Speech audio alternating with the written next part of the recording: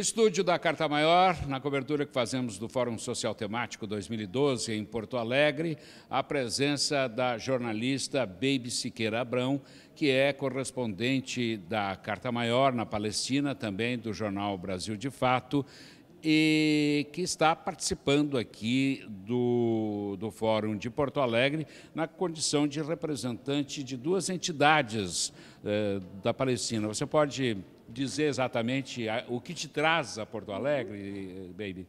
Sim, o que me trouxe a Porto Alegre foi, em primeiro lugar, uma atividade autogestionada, em que eu falei sobre a Palestina ontem. Foi muito legal, para uma sala lotada, aqui na Faculdade de Educação. Eu falei sobre a questão da injustiça social e ambiental na Palestina, explicando as raízes da ocupação, o que é ocupação no dia a dia dos palestinos, e foi muito legal. E hoje também falei no Fórum de Mídia Livre como é que funciona, então, essa coisa da mídia livre e da internet na Palestina. Pois é, então eu quero começar a entrevista exatamente por aí.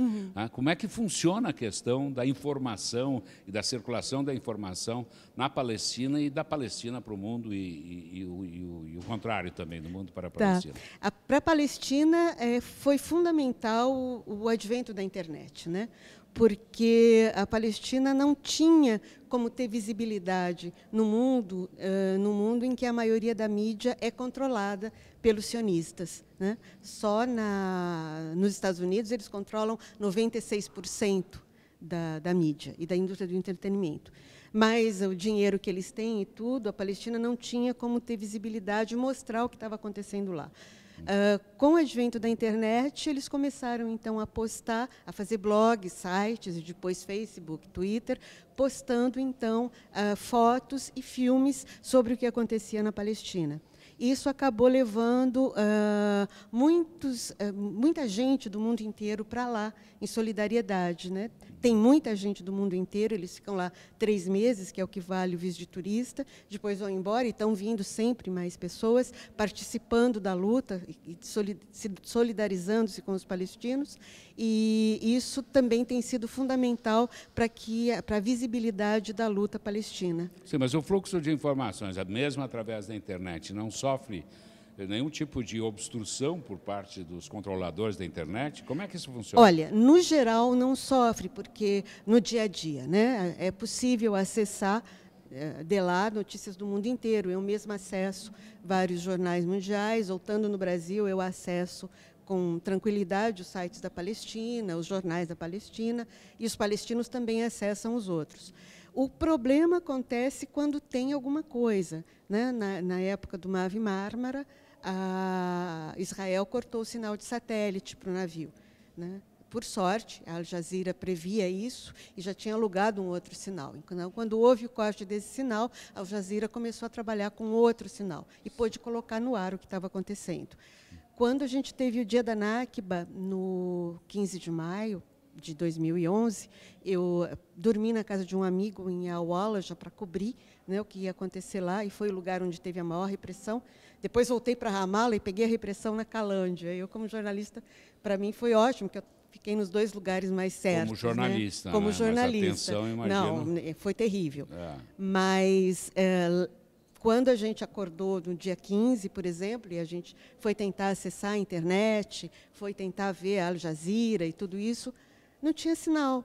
Só conseguíamos ver as TVs locais, internet nem pensar. Isso porque aí eles me explicaram que não era a primeira vez que Israel cortava os sinais. Então, em momentos muito específicos como esse, Israel corta os sinais para que as pessoas na Palestina não possam se comunicar e não possam ter comunicação com TVs como a Al Jazeera, que tem correspondentes em várias partes do mundo árabe, para não saber mesmo o que está acontecendo. Bebê, essa mobilização no mundo árabe, as transformações recentes, a começar pelo Egito, que tipo de impacto tem se verificado no ambiente da Palestina? Olha, em relação à população palestina, tem sido muito positivo. Mas eu queria começar falando o que eu ouvi de um egípcio, que é um dos jovens do movimento que deu início ao que aconteceu na Praça Tahrir, que ele esteve na Conferência Internacional de Bilaim, em abril de 2011, E ele disse lá, para todo mundo ouvir, que eles se inspiraram na luta não violenta da Palestina, em especial a de Bilaim, porque a vila de Bilaim nunca parou. Outras vilas, dada a repressão, param alguns momentos, depois voltam, e Bilaim, apesar da repressão, das prisões e das mortes, jamais parou. Toda sexta-feira faz a manifestação, a passeata contra o muro. E que eles se inspiraram nessa luta não violenta, para fazer a luta deles. Então, acho que isso é muito importante, né? E como retorno para a Palestina, em relação à população, está sendo muito bom, porque eles estavam meio que desanimados, né? Lutando, mas nada acontecia. E essa revolta no mundo árabe, como eles chamam lá, a intifada árabe, ou a intifada global, né? Falando do resto do mundo, deu um novo ânimo para os palestinos. Eles agora estão com ânimo renovado de que é possível, sim, mudar as coisas com aquele tipo de manifestação não violenta, como aconteceu na Tunísia, como aconteceu no Egito. E hoje eu ouvi aqui de um representante dos indignados espanhóis, como ouvi também anteontem, que eles disseram que foram inspirados pelos movimentos da Intifada Árabe para fazer os movimentos dos indignados espanhóis na Grécia e Occupy, né, Wall Street. Isso pode, de alguma forma, inspirar ou sugerir uma terceira intifada, não? Olha, eu acho que a terceira intifada já está em ação. O problema é que o pessoal acha que intifada é você ficar recebendo bomba dos soldados israelenses e atirando pedras neles. Não é. Sabe, a terceira intifada é isso, é essa ação da população palestina que vai às ruas toda sexta-feira, e quando tem alguma coisa mais específica, eles vão às ruas outros dias também, né, para protestar. O apoio internacional, que é fundamental para eles, pessoas de todo o mundo, principalmente jovens, estão lá o tempo todo participando com eles, e o apoio dos israelenses, das sociedades de direitos humanos em Israel, de advogados em Israel e da população israelense também. Você diria que isso é crescente? É crescente, É crescente. é crescente, inclusive da população de Israel. Lá eles têm o maior apoio que eles têm é do pessoal dos anarquistas contra o muro, né, que se pensa que os anarquistas são anárquicos, mas não, a anarquia é uma coisa muito séria, uma filosofia muito séria, política também. Eles se organizam, a cada sexta-feira eles se dividem em grupos, cada grupo vai para uma vila palestina, e lá eles estão com os palestinos para tudo.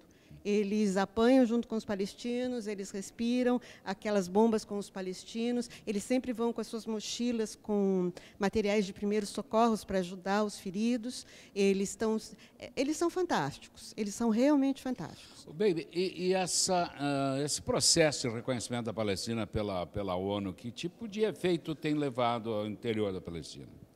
Pois é, a população ficou muito chateada, embora já esperasse. Na época, eu entrevistei, né, algumas pessoas, até mandei para a Carta Maior, que eles já esperavam que não fosse passar. Primeiro, porque os Estados Unidos já tinham falado que haveria um veto, né? Agora, tem uma resolução da ONU que fala quando é uma questão de paz no mundo e que o Conselho de Segurança não consegue chegar a um consenso, o problema é possível de ser passado para a Assembleia Geral. E era nisso que a Palestina se segurou, inclusive para poder entrar, né, decidiu entrar no Conselho de Segurança, porque tinha essa perspectiva. Mas, no Conselho de Segurança, eles chegaram à conclusão de que essa resolução não se aplicava à Palestina.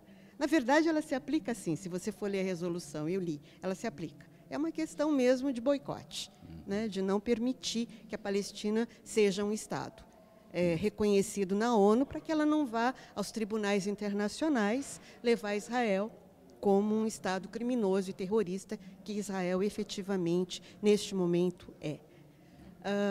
Então, é isso, basicamente. Agora, a população ficou chateada, mas já esperava. Por outro lado, a Autoridade Nacional Palestina não pretende parar por aí. Já avisou que vai continuar insistindo, agora vai levar à Assembleia Geral, numa próxima oportunidade, e várias outras outros órgãos da própria ONU, né, como entrou na Unesco, o próximo que se diz lá é que eles vão tentar entrar da saúde. Então, eles vão acabar cercando a ONU de tal maneira que não vai ter como se dizer não. Okay. Obrigado por sua presença aqui. Nós entrevistamos Baby Abrão, que é correspondente da Carta Maior, também do Jornal Brasil de Fato, na Palestina. Obrigado, Baby. Obrigada a vocês.